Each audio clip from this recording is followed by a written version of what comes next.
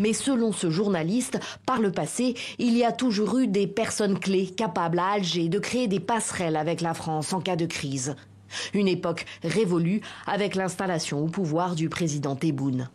Salam alaikum, Mataldi Dazoul, bonjour. Donc, il y a toujours eu des personnes clés capables de créer des passerelles, et depuis Tebboune, il n'y a plus. C'est de la manipulation de l'information, d'autant qu'a dit que c'est le journaliste qui dit ça, mais si vous écoutez la suite, que je ne vais pas vous mettre, en fait, non, il dit, sa réponse, il dit direct, c'est la faute du gouvernement actuel et ça pourra changer une fois que Macron sera parti.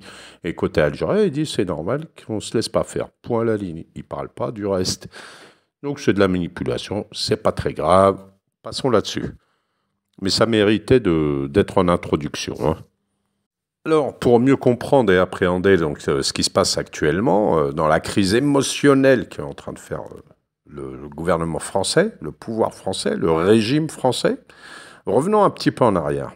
Il y avait la réserve de 1000 milliards de dollars, hein, vous savez, dans les années 2000, qui a attiré évidemment toutes les convoitises. Vous aviez à l'époque le réseau MEDEF, hein, les entreprises françaises, etc., le gouvernement français, tout ça, qui agissait en interface entre Alger et Paris. C'était l'époque où on encourageait les officiels algériens, les oligarques, à s'installer en France sans être regardant sur la provenance des millions d'euros qui étaient entre leurs mains de ces Algériens-là, qui sont aujourd'hui en prison, des premiers ministres, etc., etc. C'était l'époque du donnant-donnant, c'est-à-dire la France facilitait l'accès à des logements VIP à Paris, etc., mais ça impliquait des concessions en Algérie sur le dos du trésor public algérien. Et donc on donnait des contrats, des concessions. C'était porte ouverte à la France qui se gavait pendant toute cette période. Il est venu le Hirak béni 2019. Béni parce que c'était l'Algérie partait dans le mur complètement. C'était le pillage incroyable. Et c'était la fin de la gabegie économique française en Algérie. Ce qu'on appelle, Pierre Péan, dans un des bouquins pour l'Afrique, il appelait ça la République des mallettes. Les Bouchouareb, les Haddad, les ministres, etc. Et toute la clique qui évoluait dans un univers des transferts de fonds et de mallettes d'argent entre Paris et Alger. Les hommes politiques français, etc. Celui des contrats juteux sous Sarkozy, Hollande, et surtout Macron, qui avait restructuré tout ça quand il est arrivé au pouvoir. C'était encore pire que ses prédécesseurs. C'était la fin de ces réseaux d'affaires entre Alger et Paris qui a permis, sinon de récupérer les milliards de dollars qui sont encore en France pour beaucoup, avec Bouchouareb, notamment un ancien ministre qui est à Nice et dont l'Algérie réclame l'extradition, mais qu'elle n'arrive pas à avoir pour qu'il soit jugé. Mais au moins, ça a permis de faire en sorte que la prédation contre les Algériens cesse. Et c'est ça qui a été le point de départ du changement de relation entre la France et l'Algérie. La fin de la corruption, la fin de la mainmise de la France, puisqu'on a été tous surpris d'apprendre ça pendant le Hirak. Il y a eu des enquêtes, etc., des livres de journalistes qui ont été faits, qui nous apprennent des choses qu'on n'aurait jamais imaginées. Donc maintenant, c'est le temps de la déstabilisation et je vais vous raconter ce qui est en train de se jouer en 4 étapes. L'étape 1, d'abord, c'est la tension et le durcissement, le dénigrement et la polémique. Donc vous avez les points de vue qui se durcissent, la crispation qui se ressent, il y a des campagnes de stéréotypes, de clichés qui sont lancées et des rumeurs qui sont propagées. On cherche à agacer, à irriter, à faire sortir l'autre de ses gonds, à révéler ses points faibles, ses talons d'Achille. Ça, c'est l'étape 1 qu'ils sont en train de faire. L'étape 2, c'est les menaces, la stratégie de riposte et le passage à l'action. Vous avez entendu, oui, maintenant les visas, etc., etc. Ils sont en train de chercher des moyens de riposter à la gabegie qui est finie avec ce nouveau pouvoir, à la corruption qui est finie avec ce nouveau pouvoir, on a enlevé les pattes de la France, de la politique algérienne directement, puisqu'elle l'influençait énormément avant, avec le pouvoir d'avant. Donc là, dans cette étape, il s'agit de savoir qui a le plus de pouvoir et peut appliquer les pires punitions. C'est ce qu'ils sont en train de jouer là en ce moment. Et l'autre, donc l'adversaire, qu'ils ont désigné, il est mis dans une situation où il n'a pas le choix que de lui aussi répliquer. Mais répliquer, la diplomatie algérienne est beaucoup plus sage, beaucoup plus compétente que la diplomatie française actuelle, et elle sait garder son sang-froid. Les Algériens eux-mêmes de France, dont je vais parler après, eux aussi doivent garder leur sang-froid actuellement. Donc l'étape 3, ça sera de chercher des coalitions et des alliances. Ils en parlent, ils disent qu'ils veulent mener le combat avec l'Europe, donc demander à l'Europe de sanctionner l'Algérie, etc., de s'allier à la France. Ça sera la suite de leur stratégie actuelle.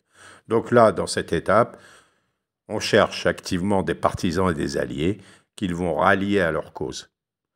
Et de là, des clans ils seront formés et commenceront à manœuvrer en se coordonnant. C'est la stratégie du fait accompli. Et enfin, leur but, ça sera de passer à l'étape 4 in fine, c'est-à-dire la destruction de l'ennemi, l'ennemi étant l'Algérie. Donc, ils vont considérer que l'adversaire, à ce moment-là, il n'est plus perçu comme un être humain, mais comme une chose. Et l'objectif ultime sera à présent donc de l'effondrement du système de l'ennemi, et tous les coups seront permis. On n'est pas encore à cette étape. Mais elle s'inscrit dans leur stratégie, bien sûr. Car en face, vous avez des hommes responsables, évidemment, et qui éviteront le point de rupture, qui ne vont pas tomber dans ce piège qu'on est en train de leur tendre et qu'on est en train de tendre aux Algériens de France aussi, par manipulation de l'information, comme on avait parlé au début, et toutes ces étapes de gradation qui sont une escalade vers la destruction totale in fine. Destruction ou soumission totale. Voilà. Mais ils n'y arriveront pas, puisque en face, la réponse, c'est éviter le point de rupture sans se laisser faire. En restant ferme, en ayant des positions fermes et en prenant ses distances, le temps que toute cette hystérie se calme ou trouver les moyens de les calmer, d'une manière ou d'une autre. Alors maintenant, je voulais passer à autre chose, c'était de parler du lien national algérien. On est passé du n'être ni français ni algérien. Ça, c'était l'époque de la colonisation, où les Algériens n'étaient ni français à part entière, ni algériens. Ça n'existait pas. Ils ne voulaient pas laisser les gens être ou l'un ou l'autre, ou les deux. Ensuite, on est passé à n'être ni d'ici ni de là-bas. Ça, c'est la deuxième génération, en gros, qui se retrouvait pas vraiment dans la France, mais qui se retrouvait pas non plus dans l'Algérie, puisque c'était une période de transition. Pas une période, mais une génération de transition, la deuxième génération. Et dans la génération de l'indépendance, ou même parmi les gens de la deuxième génération, rares ont été les Algériens de l'immigration qui ont opté pour la nationalité française. À l'époque, c'était très très mal vu. On gardait son passeport algérien avec sa résidence. Alors que les accords d'Évian, ils les autorisaient, les Algériens, à avoir la nationalité française, ce qu'ils n'ont pas fait.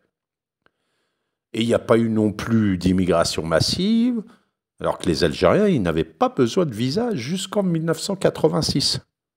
Il n'y a pas eu des millions d'Algériens qui sont venus vivre en France d'un seul coup et qui ont vidé l'Algérie. Il y a eu aussi une étude du SNES, du Conseil national économique et social algérien, qui disait qu'il y a eu 400 000 cadres algériens qui se seraient exilés entre 92 et 96, la décennie noire. Ce qui représente une dizaine d'années de formation supérieure en Algérie payée par le budget de l'État. Ces gens-là, je ne juge pas, hein, bien sûr, hein, c'est parce que je suis en train de vous parler là de la citoyenneté française et l'appartenance à l'Algérie, l'identité algérienne. Ces gens-là, pour beaucoup, sont en France et pour beaucoup aussi ont pris la nationalité française. Donc ils ont la double au même titre que les franco-algériens nés en France dans les années 80, 75, etc., etc.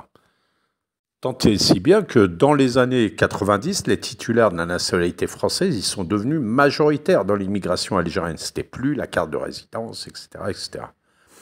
Et c'est là où on est au présent, vous, là, qui êtes algérien, de citoyenneté française aussi, qui est entre la citoyenneté française et l'affirmation d'une identité algérienne. Et là, on est à un point où la France interroge cette partie de sa population et où soi-même, on s'interroge aussi. Moi, je ne suis pas de nationalité française, mais je m'inclus dans tout ça parce que j'ai grandi quand même en France. Donc, les questions qui se posent, comment je vais réagir par rapport à la politique française actuelle, hystérique, d'extrême droite, sioniste et corruptive, parce qu'il y a une très grande partie, comme je vous l'ai expliqué au départ, c'est un problème de corruption.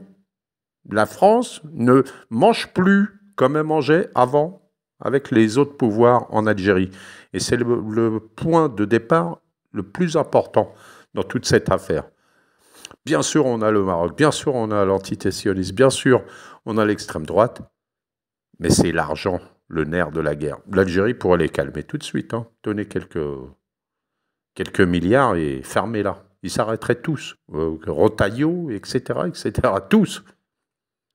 Mais là, ils sont très agressifs, très émotifs. Et nous, donc Algériens, nous devons apprendre, savoir, réfléchir, comment réagir vis-à-vis d'eux, vis-à-vis de nos amis qui sont solidaires, qui ne sont pas algériens mais solidaires, vis-à-vis de ceux qu'on connaît qui sont contre nous, vis-à-vis des collègues, vis-à-vis des réseaux sociaux, etc. Quelle position adopter si je veux aider l'Algérie, mon pays, à contrer toute cette stratégie qui est en train de se mettre en place? Alors, je vous rappelle que le chiffre des binationaux franco-algériens, il est estimé à environ 4 millions d'individus.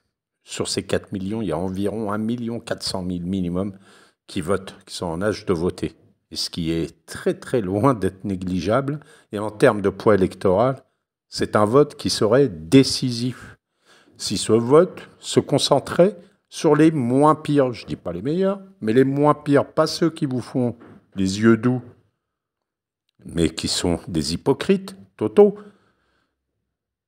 Prenez, choisissez un seul parti, concentrez-vous sur un seul parti, celui qui est un peu plus équilibré. Moi, je pensais à LFI. Pourquoi? Parce que LFI, oui, vous avez Mélenchon, etc., il est avec le Maroc, etc., mais quand même, dans son parti, à l'intérieur de son parti, il y a beaucoup de courants qui sont pour le Sahara occidental, pour la Palestine, etc. Donc, c'est un parti qui est un peu plus équilibré que les autres. Les socialistes, ils sont socionistes et ils sont hypocrites. La droite, elle va s'unir aux prochaines élections. Ils vont être unis de Macron à l'extrême droite. De toute façon, c'est le même jeu qu'ils font tous ensemble. Donc, eux, pas une voix pour eux. Il y aura d'autres moyens, je vous en parlerai aussi. Mais ce qu'il ne faut pas oublier, c'est qu'au début du XXe siècle, il y avait un article dans un journal. La France doit reconnaître le droit de vote aux indigènes d'Algérie. C'était Maurice Violette à l'époque, c'était très progressif ce qu'il disait, même subversif ce qu'il disait à l'époque. Mais en fait, le but du gouvernement est d'accorder à une élite restreinte une récompense amplement méritée.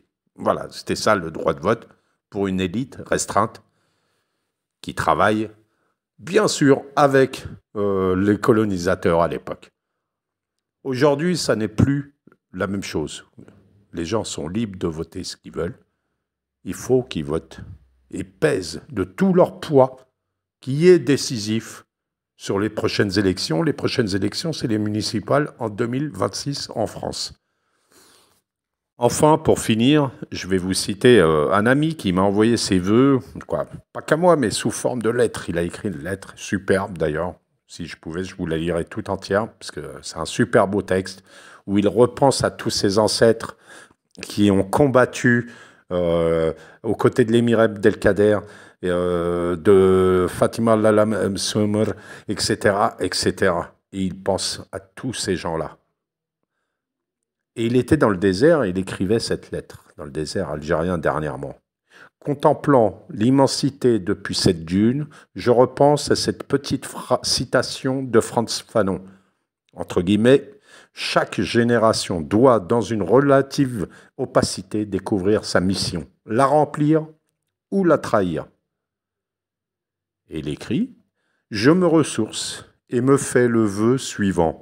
Ne jamais trahir les combats dignes des miens. C'est au final tout ce qui importe. Et pour finir, all the best for 2025, que je dirais pas en anglais. Le meilleur pour vous pour 2025, Inch'Allah. Que la Palestine et le Sahara occidental vainquent, comme l'Algérie a vaincu le colonialisme. Ma'aslama, à bientôt, Inch'Allah.